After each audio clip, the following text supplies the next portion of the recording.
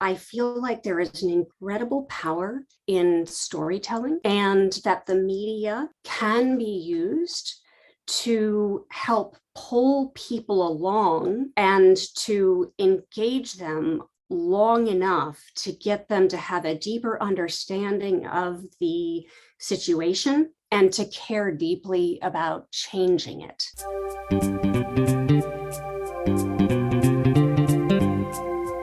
Hello and welcome to the Innovative Mindset Podcast. I'm your host, Isolde Trachtenberg. On the show, I interview peak performing innovators in the creative, social impact, and earth conservation spaces who are working to change the world. This episode is brought to you by Brain FM. Brain FM combines the best of music and neuroscience to help you relax, focus, meditate, and even sleep. I love it and have been using it to write, create, and do some of my deepest work. Because you're a listener of the show, you can get a free trial. Head over to brain.fm/innovative mindset to check it out. If you decide to subscribe, you can get 20% off with the coupon code Innovative Mindset, all one word. And now, let's get to the show.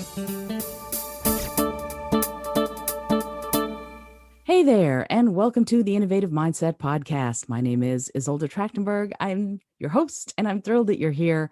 I'm also thrilled and honored and think this is so important, so you need to know that, to welcome my guest this week.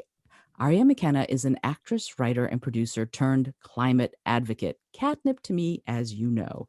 She founded Global Cooling Productions and is in development with several mission-driven projects. She trained with Al Gore as part of his Climate Reality Leadership Corps and has studied, worked, and presented with organizations such as the American Sustainable Business Council, Citizens Climate Lobby, American Renewable Energy Day, EarthX, and the Cooperative Impact Social Innovation Conference. She's currently working with the Healthy Climate Alliance and the Planetary Restoration Action Group to advocate for an emergency three-pronged approach to restore the climate to safe levels. Such important work. Aria, I'm so glad that you're here. I'm so glad that you're doing the work that you're doing. Welcome. Thank you so much. It is great to be here. I have really been enjoying doing my research on you and seeing what amazing work you're doing and the commonalities we have with the voiceover background as well. I really love your work. Oh, thank you so much. And we have another commonality. I worked for years for the GLOBE program, which was it's a joint NASA, NOAA, NSF program, K through 12, designed to teach students all about the environment, the earth. And the idea was started by Al Gore in his book, Earth in the Balance. So we sort of have Al Gore in common as well. Oh, wow. I love that. Yeah, I know you've been doing some education. I also did some educational outreach with the Clio Institute. Fabulous. Really important. It's such important work. It really is. And you know, I want to jump right in. And obviously this is important work. And we know that the G20 summit is happening at the end of the week in Rome. So I want to talk to you about what importance you think the G20, these countries, can play in bringing the climate back to safe levels. Yeah, no, thank you. It is absolutely huge and so important that we get countries on the same page together to create a collective action plan that actually has the power to restore the climate. As part of Healthy Climate Alliance and the Planetary Restoration Action Group, we are working to help forward the mission of educating people about the difference between climate restoration and reducing climate change to less than 2 degrees, which right now is what the United Nations has agreed to. So we know that there has been some work in this direction. It's wonderful to get countries on board agreeing to a goal to deal with the climate, first of all. You know, let's just say that first. But right now, their goal is to reach net zero by 2050. And we know that carbon dioxide and methane do not just automatically disappear from the atmosphere on their own. So we are continuing to put greenhouse gases in the atmosphere. And so it's going to keep on warming. And we know that warming is leading to extreme weather. What happened with Hurricane Ida cost $95 billion, just that one storm. So we need investments in turning this around. So what we're advocating for is a three-pronged approach to restoring the climate to safe levels. Those are levels that are pre-industrial levels that humans have lived safely within for some time. So if we actually brought carbon dioxide down to 300 parts per million, then that is actually known to be safe.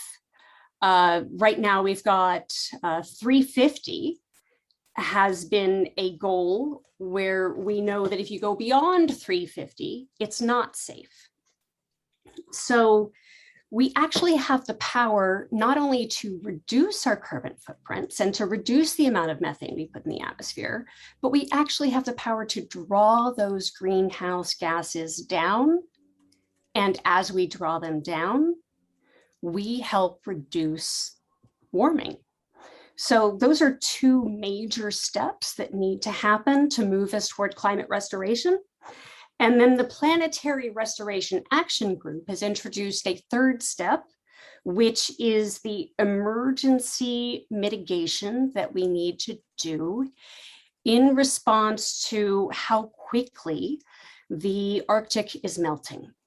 So right now we're looking at massive sea level rise, which is a serious environmental injustice situation, especially when it comes to small nations. Florida is half of Florida is going to be gone. So we need to deal with sea level rise as well. So if we just have goals to reduce warming, we are not doing anything to reverse sea level rise or to, excuse me, or to deal with the massive injustice that is thrust upon small countries around the world. So we are advocating for a three-pronged approach that deals with the emergency situation of an escalating crisis that has completely disrupted our weather systems and led to flooding, droughts, fires, all around the world. So, we really need to change that goal, create a positive vision for the future, and to really pull ourselves up by the bootstraps and create a plan to turn the situation around so that we can have a safe planet for our children. Wow. I'm taking all this in because and here's the thing. I've worked in earth science when I worked at NASA for years. And so I understand all of this and I get it. And yet it's still overwhelming. And so the thing that I come up against whenever I'm talking to anybody about climate change and the climate crisis is, how do we get people to think long term about this? Because we can look at today's weather and go, oh, it rained today, but it didn't rain yesterday, and it's not going to rain tomorrow. Those changes are easy. But when we're looking at the climate, we're looking at long-term trends and patterns.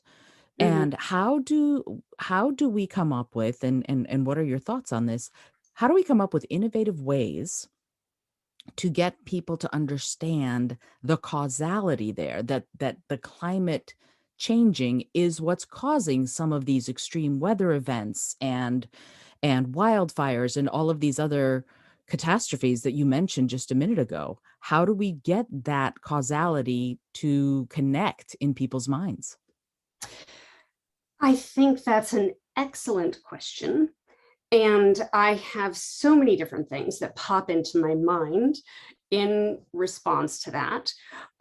One of them is the importance of keeping these things in people's mind, because exactly what you say, we have these disasters, and when it's on the news, people go, oh my God, wow, oh, I can't believe that. And of course, if you're personally affected by it, that's affecting you on a whole nother level, right? But once it goes away, you go on to other things. You start thinking about other things. You think about, what am I going to eat? How am I going to take care of my kids? What am I going to do about these immediate things that are right in front of me? So we need that kind of long-term engagement that helps to educate people and emotionally charge them to take the kinds of actions that will actually make a difference in the world, right? So for me personally, my personal approach to this is that I feel like there is an incredible power in storytelling, and that the media can be used to help pull people along and to engage them long enough to get them to have a deeper understanding of the situation and to care deeply about changing it.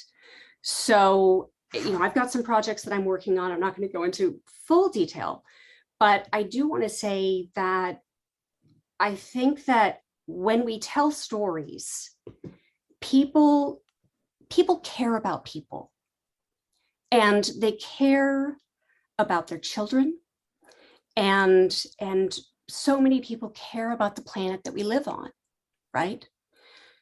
And that's across political divides.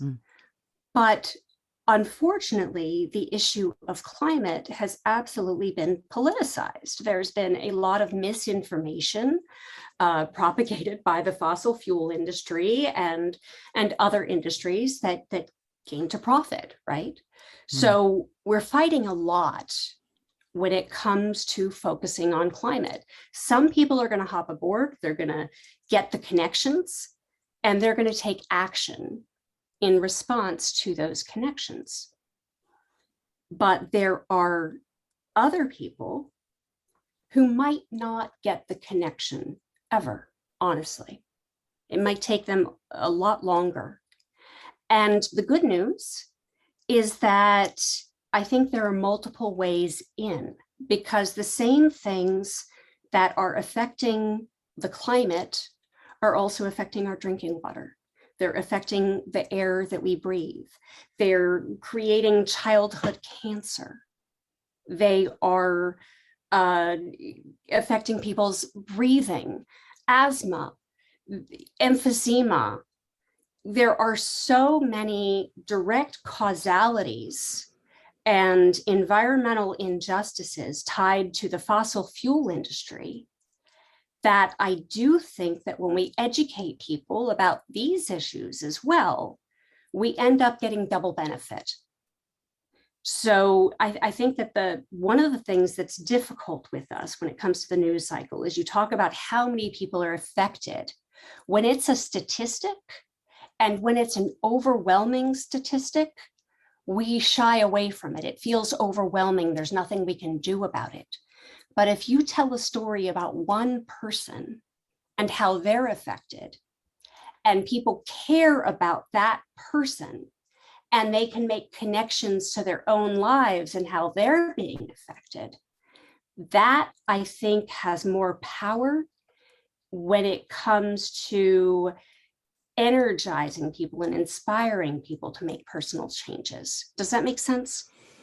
It does. It does. Absolutely. It's just the thing that I'm concerned about as I think about what you're saying and as I take it in is, again, that notion of, if somebody's surviving through a hurricane, are they going, oh, well, this is due to climate change? Or are they going, oh, let me get to higher ground or lower ground or whatever it is I need to do to protect myself and my family, right? And then later, that connection that you're talking about has to be restated or reinforced because they might not know. And so what do we do? Ooh, hold on one sec.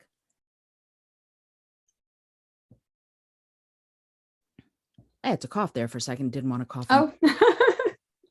What do we do to, I don't want to say befriend, but to align with these industries that traditionally either don't care or don't see that the work that they're doing is causing these grave and big changes on a planetary scale, right? The fossil fuel industry isn't going anywhere for the foreseeable future. Is there a way in your mind to get them to change their practices? I mean, I know farmers who are stopping doing dairy production, keeping cows, and cows are some of the biggest methane producers. And there have been new farmers in the news recently that have said, you know what, I'm going completely vegan. I'm just going to go to plant farming. Things like that are happening. Do you think it is possible for the fossil fuel industry to pivot? And if so, what would it take for them to start looking at new ways, more sustainable ways of treating our home planet kindly? Well, I think that's where the international community comes in, for one thing. Right now, so many governments are subsidizing the fossil fuel industry to the tune of billions and billions of dollars, right? Mm-hmm. So, and they're not giving the same kinds of funds to clean energy in general. Right. At least in this country, it's not par, or it hasn't been in the past. Mm-hmm. So those are things that we need to change. And fortunately, the cost for electric, solar energy, wind energy, electrification, all of these things, the costs have gone down so much that right now there is so much financial incentive to actually change their ways. So it's actually, I'm trying to remember where I had read this. Oh shoot. There was there was a meeting, and it had to do with the fossil fuel industry. And they actually ended up coming to the conclusion there were some, oh, I don't know if I tell the story properly. I'm sorry. That's okay. But the bottom line, I'll say that they had come to the conclusion, they realized that it was no longer in their financial benefit to continue business as usual. And there were some stakeholders who actually drew a line and said, no, we have to change. I love that. That gives me some hope. It really does. It's interesting what you were saying about, I have so many questions. What you were saying about storytelling is so true, that if we talk about uh, climate change on a global scale, or even on a city scale, when I work with kids, we'll talk about Cape Town and them getting very close to day zero, where they have no more water supplies, and they keep pushing it back because the rain comes just enough. The kids themselves, I remember I was working with a bunch of sixth graders. They got it, and then they went, can we ship water to them? And it was a really interesting question, because then we talked about what it would take, the resources it would take to ship water from, at this point, this was Washington, D.C., to Cape Town, South Africa. And could we ship enough, and all of that. And so talking about these stories got the kids really interested in what they could do. They're tomorrow's decision makers. And I know that you, as you said, love stories, and you started as an actor. Yeah. And you've transformed your mission, it sounds like, to tell stories about the planet, about climate. And I'm just wondering, how did that happen? What made you go from I'm a performer on stage or screen to I'm an advocate and an activist on behalf of the planet and the climate? Yeah, no, thank you. I'm glad you asked that. I'll just say, to start off, I'll say that I grew up in Florida, Mm. and Florida is absolutely beautiful. I'm partial. Okay, we've got these incredible, beautiful, crystal clear springs. We've got these incredible lakes. It's a water place. Obviously, we're a peninsula. I grew up in the water, swimming in the Gulf of Mexico. Mm. So these things are really important to me. I've always loved nature. It's been a solace to me. Mm-hmm. So I actually was in a play down in Key West. I was playing Betty in Betty's Summer Vacation. And I was scuba diving. What is scuba diving? Scuba diving, it's amazing. You don't have to get a scuba diving certificate. You can be in your bathing suit and you put a snorkel on. And the snorkel goes all the way up and it connects to a boat that's filled with oxygen. So you just breathe the air and the boat it's like a little raft and it floats above you. So you can go way down. And I was exploring the world's third largest coral reef there. It was so beautiful. It was one of the most incredible experiences of my life to be down there and to feel like a fish. It was incredible. And I was down for about a half an hour. And when I came up, I just was like, oh my God, I'm so affected by this. This was so beautiful, so incredible. And the guide told me that the waters were warming. He's the first person who told me about global warming. And he said that those coral reefs were dying because of the warming oceans. And it just devastated me. I couldn't believe that something like this was going to be wiped out. And I'd always wanted to have a daughter. It was just one of those things that was in me. And I remember that was one of my first thoughts was someday when I do have a daughter, is she going to be able to experience this? This is something I would love to share with my kid. But this could be gone by then. So that just affected me a lot. But I went on, I did the play, I moved to New York City, I started my career. I moved there right before September 11th, which was a pretty intense time. Sure. But the entire time I was up in New York, and I remember there was the Gulf oil spill that happened. And that was absolutely devastating. And meanwhile, being up in Brooklyn, I found I was having a lot of difficulty breathing because of all the traffic and just the air pollution.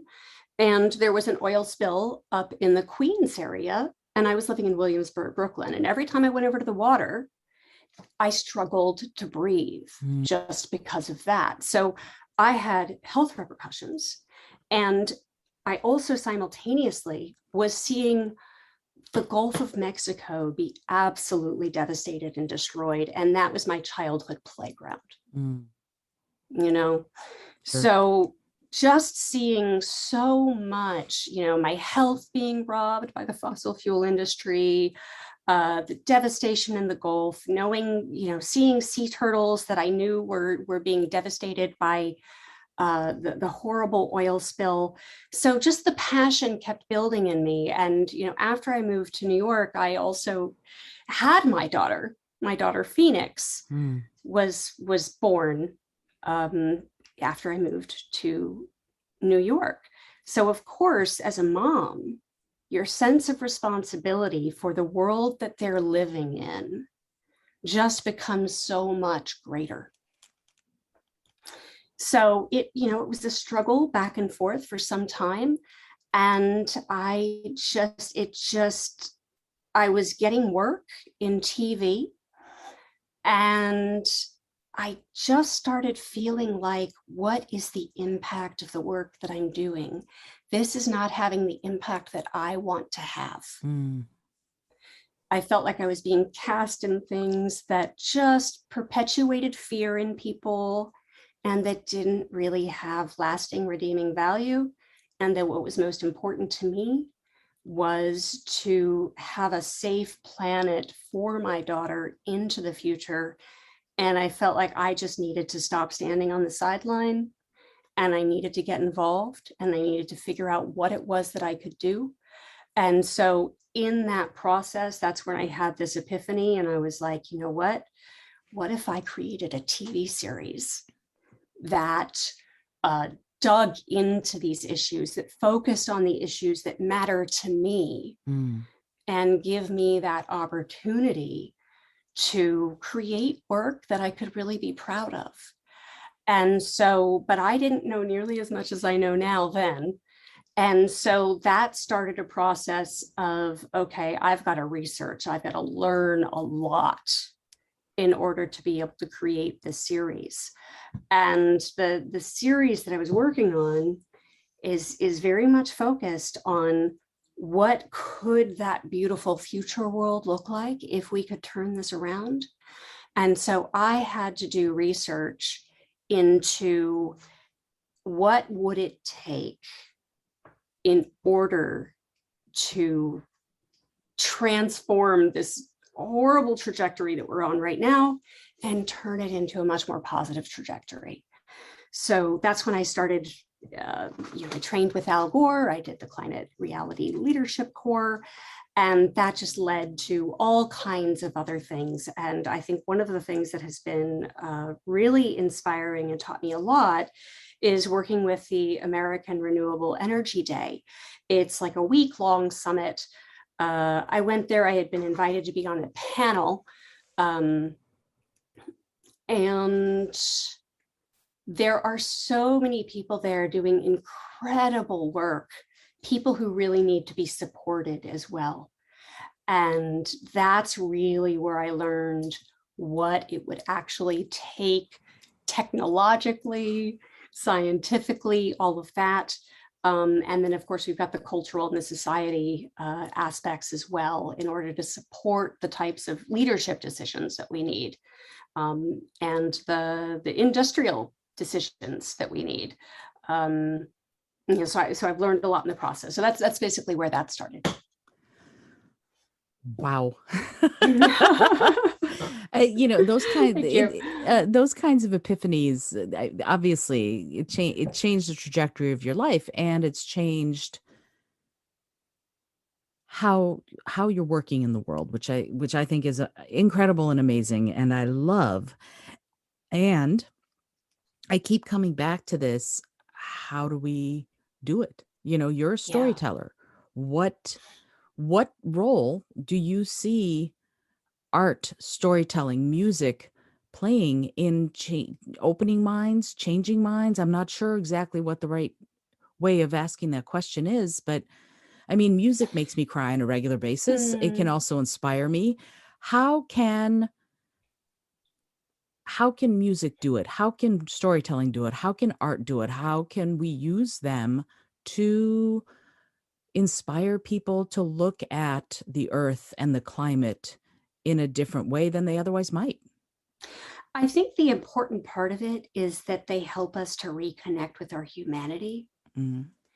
And that ultimately caring about the planet, caring about the next generations, caring about other people on the planet, we need to be connected to our humanity, to our hearts, in order to care enough to do some lifting, to understand that, honestly, our personal choices are connected to this, but also what's really important is who we vote for. We need leadership that's going to take us in the right direction. And we need an educated populace in that.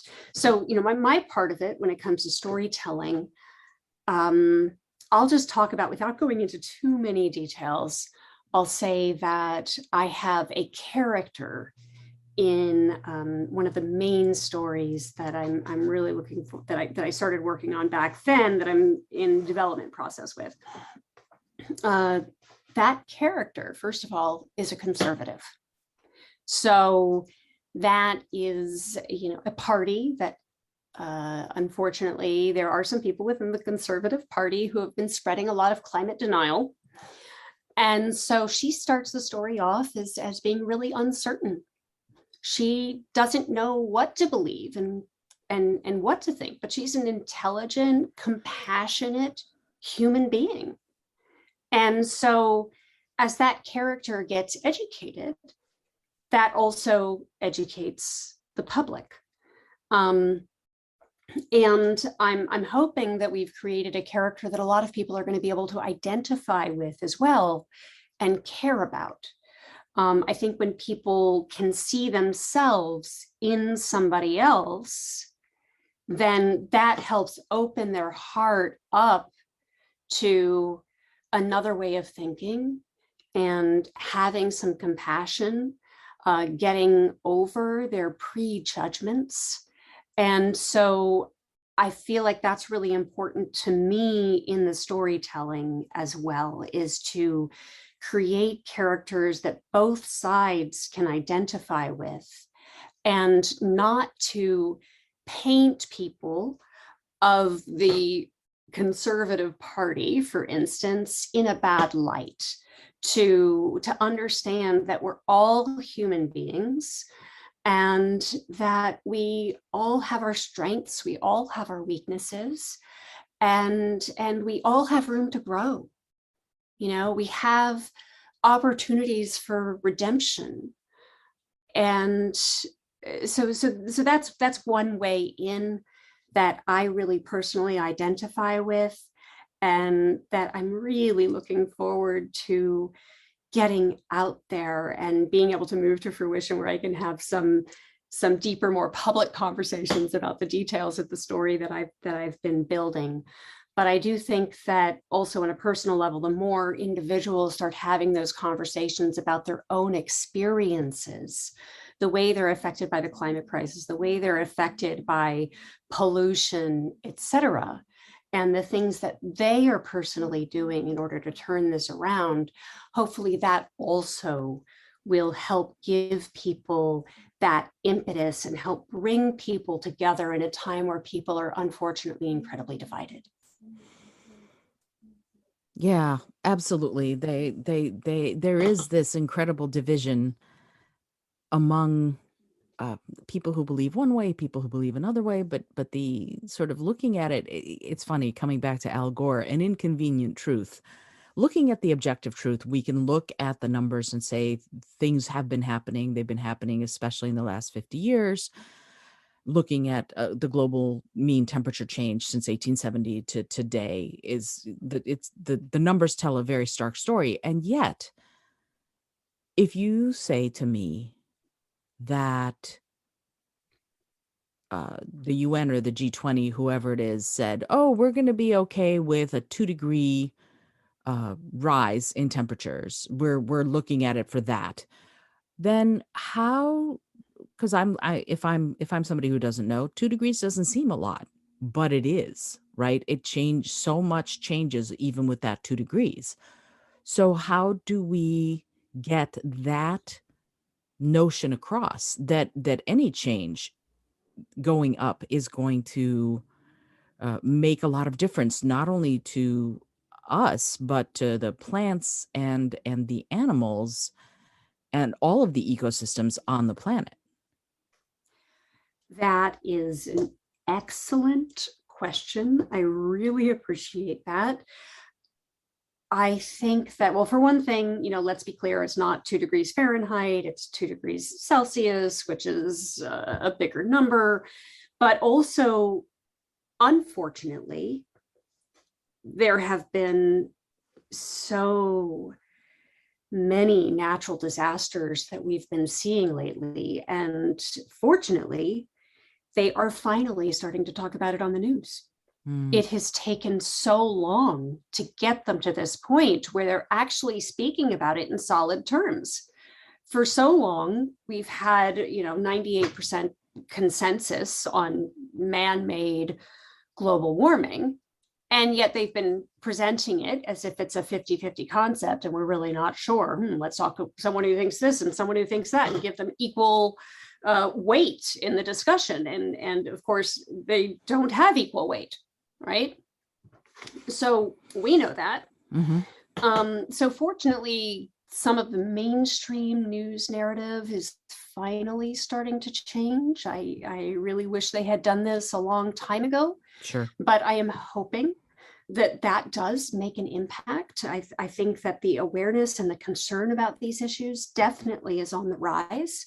And as more people are affected by it and mainstream news media is starting to have more conversations about this, hopefully that's definitely going to help people understand, okay, we're starting to experience this right now. You know, I have a crop, this crop is dying because it's not getting enough water, or I have a crop, it's completely devastated because we experienced this flooding. I mean, the flooding up in New York City that happened recently, I could not believe how quickly that came down. I mean, it was insane to watch a video of someone who started filming outside their window just as it kind of started. And within a matter of minutes, they had cars just starting to float away on the street right next to them and bang into houses next to them. So I think that unfortunately it is taking a real life wake-up call in order to get people to pay attention. So they're going to need to start connecting the dots with who they vote for, the policies that they support, and start taking some more responsibility in how people show up to the voting polls in order to make a difference for their children's future, for one thing. But, you know, let's be clear, it's not just our children's future, it's our future, it's our present, it's our now, it's everything. It's our food systems, it's our health, it's, you know, when you have people, you have, you know, I read some time ago about a bacteria that because of the warming started affecting these cows and they just keeled over. I mean, just, I wish I could remember the exact number. It was like hundreds or thousands of cows that just died because of the heat. So these types of things are happening, and we just need to shine more of a light on it. My friend Betsy Rosenberg actually has something that she's working on called Green TV. I just want to throw that out there too, because she's been trying for years and years to get the mainstream news media to pay more attention and start covering climate on more of a regular basis.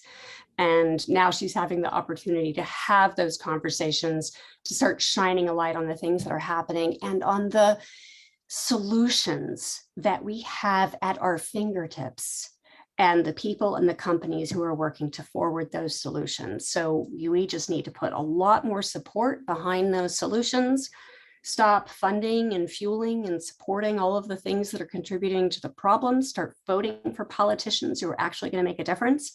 And then people who are into agriculture, this is one of the things that I love so much, is that regenerative farming and getting rid of industrial agriculture has enormous potential for being able to draw down carbon dioxide out of the atmosphere. And then it has the byproduct of making the soil healthier, making them more resilient to droughts and floods, helping to regulate our weather systems. I mean, it's like a miracle.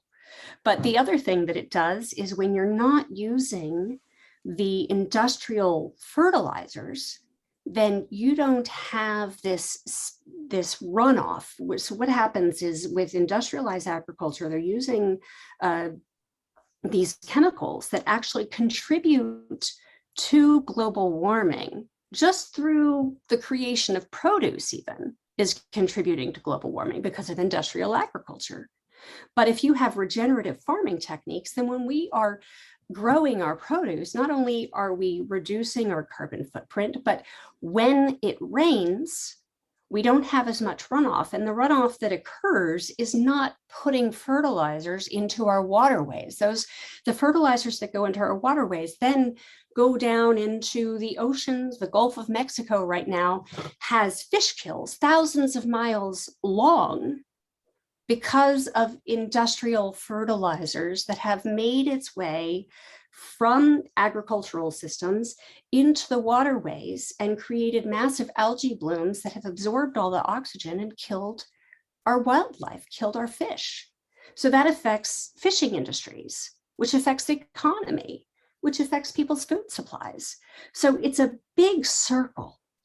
And the more we understand that circle and we understand what the solutions are, the more people will get on board and say, yes, of course, I'm going to switch my farm to being a regenerative farm system that's more compassionate, more humane, creating food that has more vitamins, more nutrients in it, and that basically makes me happier because it's a system that's more respectful of nature and its systems and that can take care of itself better. It's wonderful, really, the more we learn. Yeah. before we started recording this episode, I said that to you, didn't I? I was like, yeah, I'm going to be saying yes, yes, yes, yes, yes, absolutely, to pretty much everything you say. It's interesting, though. The soil is a carbon sink, and we get that. I understand the soil is a carbon sink, and certainly global climate change with the permafrost melting, there's a lot more methane and CO2 being released back up into the atmosphere. So your point is well taken that it's a cycle. We can look at animals versus plants breathing, right? Plants breathe in CO2, breathe out oxygen. We breathe in oxygen and breathe out CO2. So there are a lot of these systems, these cycles that go on. And I make no secret of the fact that I'm vegan. So thinking about the notion of the fish in the ocean, I want to leave the fish in the ocean there. And I understand that there are industries that slaughter animals and have animals as part of the food and eating process. And yet, when we're talking about some of these processes like regenerative agriculture and planting for the soil that you have rather than the soil that you want so that you don't need fertilizer, we're talking about a real shift, right? In order to shift our awareness and our focus to looking at the biome, looking at the biosphere, the whole planet, and seeing what needs to happen, what we need to do to make these changes, it takes a massive shift in the minds of everybody, people who farm and people who eat. And if we're not farmers, we're all eaters. So how do we do that? Right? What can an average person do? And you said vote, and that's great. But today, right now, if I am Jane Q. Public and I want to start doing something, what's your thought? What can I do right now today to make a difference? That's an excellent question. I mean, for me personally, I think the biggest difference you can make is that if you can switch to solar panels, if you can get off your gas guzzler and switch to an electric vehicle, those are the types of things that, of course, make a really big impact. You get to dramatically cut your carbon footprint. And I've certainly heard people out there say, "Oh, but there's problems with battery storage," and there are. It's not perfect. There are costs to mining. There are issues, but on the whole, you are still making a dramatic impact, not only on your carbon footprint, but you're also reducing dependence on something that is constantly polluting. So to create that initial device, there can be some cost to that. But then once you've got it made, it's just constantly generating electricity without continuing to add to the problem while that electricity is being generated. So it's a huge shift in the right direction. I'm going to be perfectly transparent here. I was vegan for 7 years, and I developed some health issues. And so I had to stop being vegan. So for me personally, I think there are just people have different bodies and need different things. And I hated it so much when I was told I had to start eating meat again. and I fought against it, but I did start feeling better after I made that switch. So that's for me. And so, because of that, I'm so supportive of regenerative agriculture as well, because not only is it much more compassionate to the animals, but it also drastically reduces the carbon footprint of those animals when you do eat them, if you are a meat eater.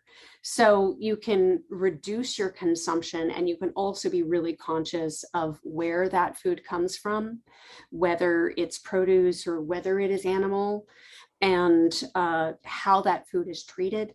It's not easy necessarily to find all those sources, but grass-fed, for instance, is definitely better than something that isn't grass-fed.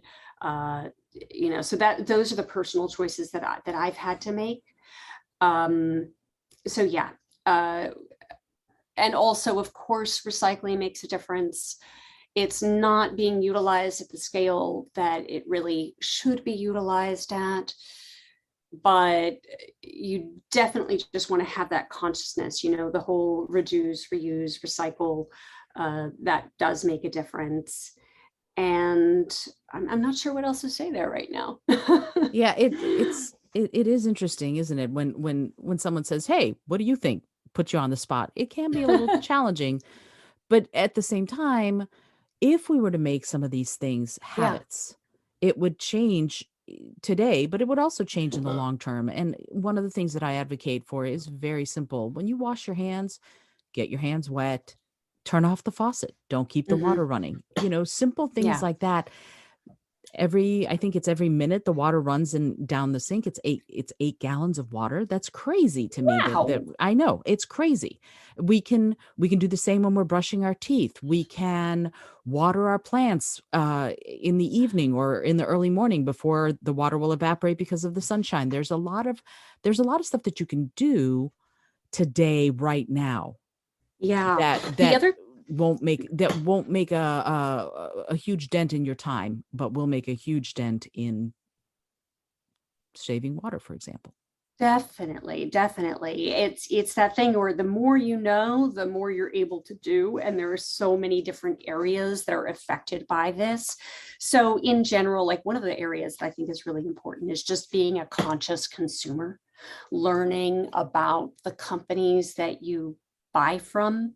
There are some companies that are, have zero waste facilities that are powered 100% by clean electricity when they are operating. Uh, so things like that make a huge difference. Just reading, and buying glass containers instead of plastic whenever possible. Those types of choices make a big difference. Not wasting paper, things like that. Absolutely. There are things, maybe what I'll do is put together a list of certain things and put them in the show notes so that if you're interested in knowing more about the things you can do right now today to start making a difference, you'll have them in the show notes if you're listening to this.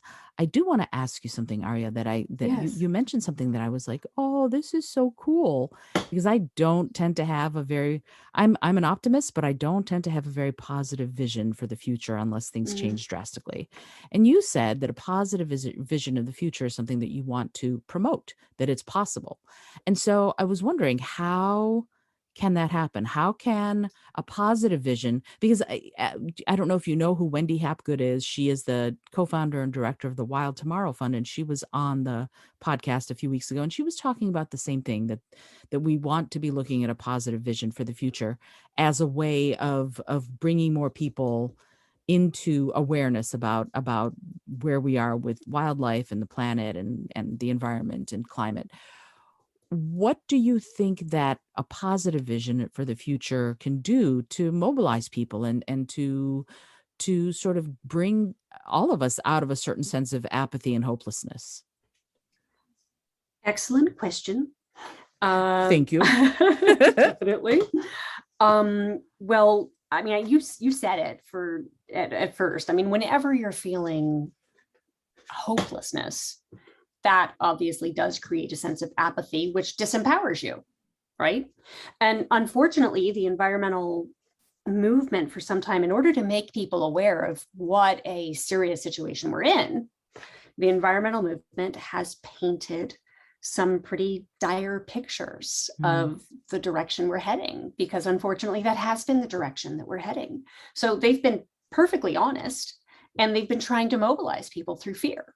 And I think that's very understandable, but unfortunately it hasn't been winning. And I think it's done more to turn people away from the movement because people don't want to be bummed out. We're we're living in a very overwhelming world right now. There are a lot of things to be concerned about and to be afraid of. I hate to say that, but it's true. So when you add one more thing to it, and it's something that seems a little far down the road, it's not going to be as important to you, or you're going to turn away from it because you're trying to protect your health. You know, you're trying to protect your mental health. So it's a shame, but I think that has been the direction we have gone, and that's been the reason why we haven't been as successful as we absolutely need to be. So it does take some concerted effort to change that dynamic.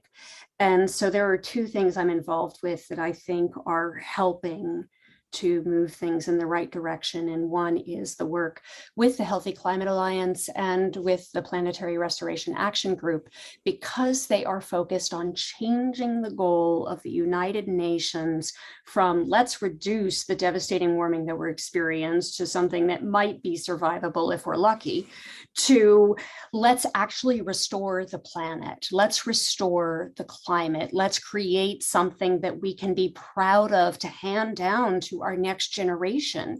We have to focus on what we want when we're creating those goals. And fortunately, they have enough scientists, they have enough technology, they have enough understanding to create a strategy to actually deal with that, and to be honest with what kind of strategy it is that we need in order to turn this thing around. So, you know, so that's one thing. I just want to say really quickly, Peter Fikowski has been such an inspiration to me. He's the one who brought me into the Healthy Climate Alliance, and he founded the Foundation for Climate Restoration. And he's one of the most optimistic, hopeful guys that I know who happens to be in the environmental movement. And so that's been incredibly helpful to me, because I think that being an environmentalist can be incredibly difficult sometimes. There have definitely been times I've felt that kind of apathy and futility and frustration and fear about the direction we're heading. For sure. Yeah.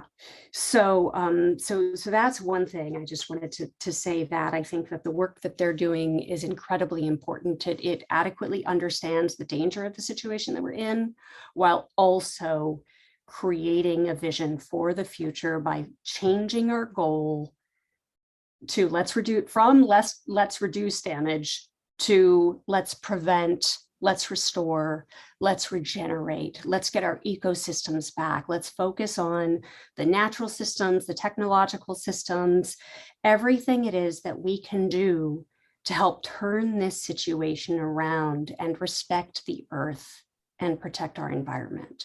So I think that's incredibly important. And then the other thing is that through storytelling, that's what I'm focused on with Revolution Earth, with my TV series, is to have an equal recognition of the dangerous situation we are currently in, while also creating a beautiful, hopeful vision for the future that we can all work toward.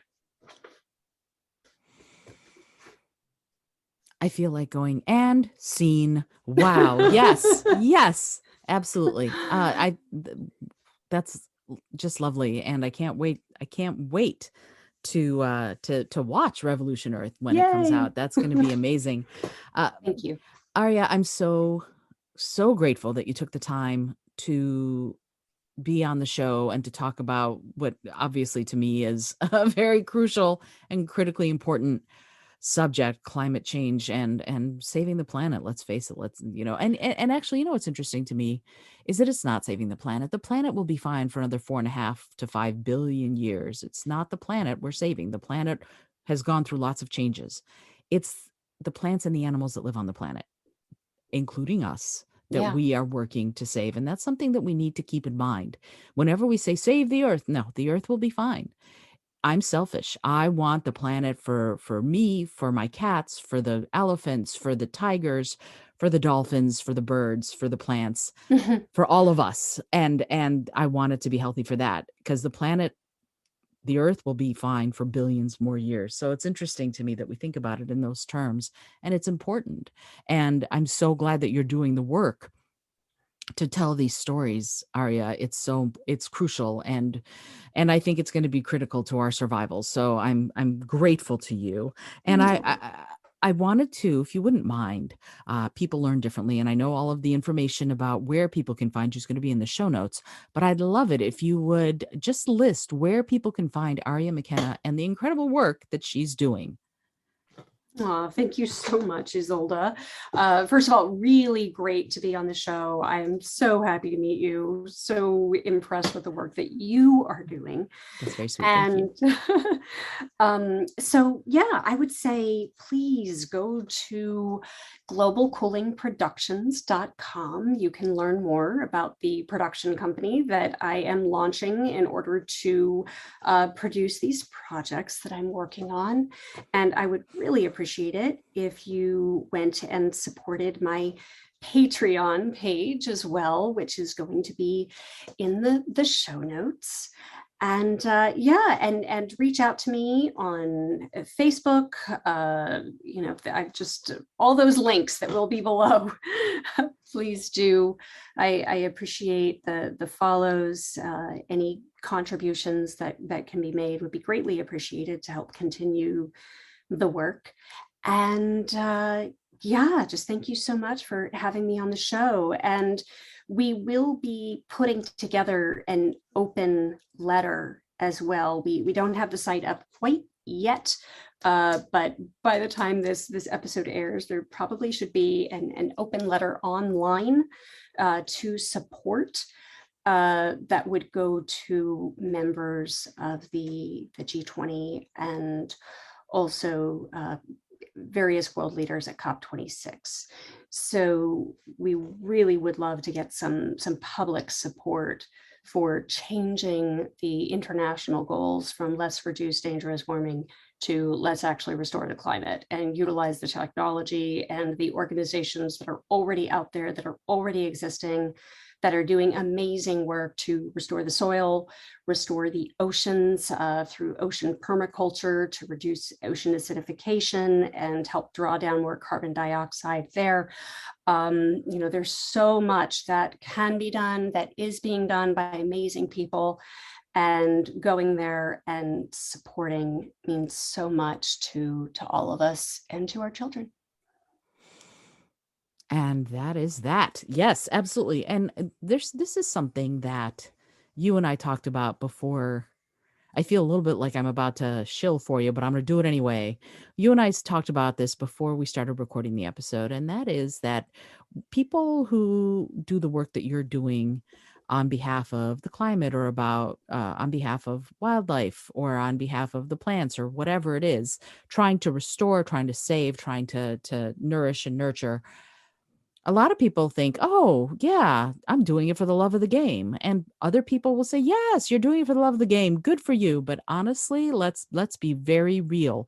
You still have to pay your rent. Even if you're doing it for the love of the game, you still got to buy cat litter, or at least I do. So I feel a little bit like this is a telethon, but it isn't. So seriously, if you're listening to this and you're kind of going, oh, should I have that latte? Consider that latte could go to some activist somewhere who is doing the work that will help all of us. That's something to think about. And I'm gonna shut my mouth on that now. But it's something that I've been thinking a lot more about recently. That notion of for the love of the game does not mean you are independently wealthy. So anyway. Thank you. Thank you. Absolutely. Yes, this is true. Absolutely. I mean, it just is. We're, those of us who shine the light, like me and other people I know who are in the podcasting space, for example, I have an opportunity to talk to people like you who are doing this incredible work, but I always feel like, yay. And you, Aria, and I, and so many other activists in one way or another still have to buy cat food. So anyway, but I have just one more question because Yes, you and I could keep talking and talking and I talking and know. talking, and you'll have to come back after the launch of the whole Global Cooling Productions, or maybe when Revolution Earth comes out. I'd love to have you back to talk about it some more. Would I love have to. Oh, good, yay! I have one more question that I ask everybody who comes on the show. And it's a silly question, but I find that it yields some profound answers. And the question is this: if you had an airplane, an environmentally friendly airplane that could skywrite anything for the whole world to see, what would you say? Oh my, that is a fantastic question. How to answer that? Oh my goodness.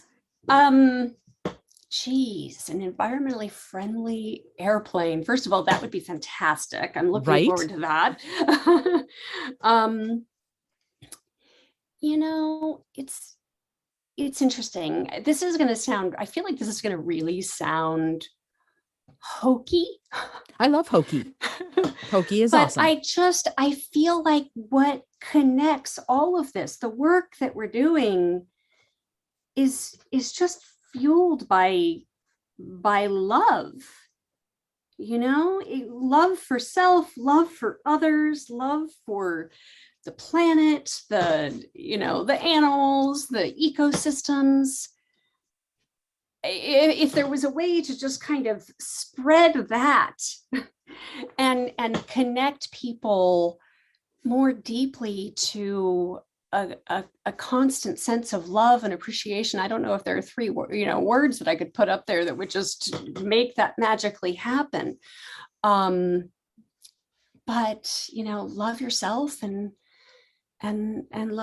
love others. The more we can connect with that, I think the more compassionate we are, and the more we can hear each other, the more hopefully we'll be able to come together and start working together again to make the world a better place. I don't know if there are words that magically make that happen, but I do feel like that's what connects all of this, and hopefully something that everyone can agree on. Totally. I agree with you. And the words that came to me when you were talking were two words, and they were just spread love. Spread love. Yeah. Oh, Yeah. I love that. That's what when you were talking, I'm like, oh, I think she's talking about spreading love. I think that's great. Wonderful. Thank you. Aria, oh yeah, my pleasure. Normally I don't come up with these answers, but there are times when they pop me on the head, when Edna, the librarian who lives in my head, pops me on the head, goes, "Psst, this is what you were thinking." Okay, great. Thanks, Edna. So anyway, Thank you, Edna. right? So Yep. Aria, once again, thank you so much. I appreciate you being on the show. Thank Wow. you. Thank you so much for having me. Oh Just my such a pleasure to speak with you and also to explore all your wonderful resources that you have out there. Thank you. I appreciate that. Yes, I have many resources. Go to the website, isoldet.com. You will find them all. Ha, ha, ha. This is the Innovative Mindset Podcast. If you've enjoyed the episode, and I am sure you have, first of all, remember to turn off your water while you're washing your hands. That's very important. Get involved and get much more involved and really pay attention to the work that Aria is doing. She's doing some incredible work. She and those like her are doing some incredible work. So please get involved with that. If you're enjoying the show, tell a friend, subscribe to it, have them subscribe. Let's all talk about how we can be innovative to move into this new and uncertain future stronger and better together. Until next time, this is Isolde Trachtenberg for the Innovative Mindset Podcast, reminding you to listen, learn, laugh, and love a whole lot.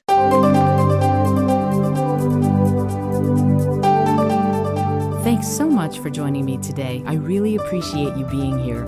Please subscribe to the podcast if you're new, and if you like what you're hearing, please review it and rate it and let other people know. And if you'd like to be a sponsor of the show, I'd love to meet you on patreon.com/innovative mindset. I also have lots of exclusive goodies to share just with the show's supporters there. Today's episode was produced by Isolde Trachtenberg and is copyright 2021. As always, please remember this is for educational and entertainment purposes only. Past performance does not guarantee future results, although we can always hope. Until next time, keep living in your innovative mindset.